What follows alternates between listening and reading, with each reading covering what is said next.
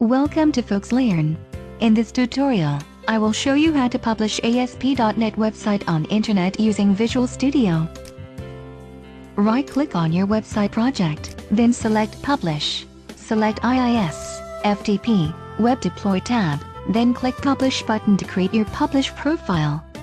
You should create a FTP account in your control panel hosting, then enter server name, site name, username, password and destination URL. Finally, click the Validate Connection button to verify your connection.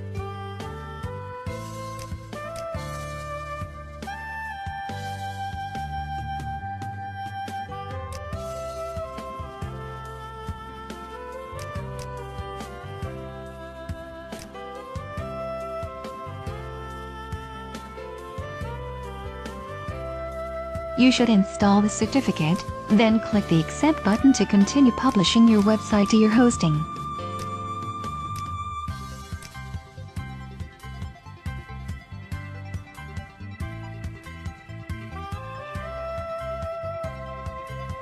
You can post your question at C# code website.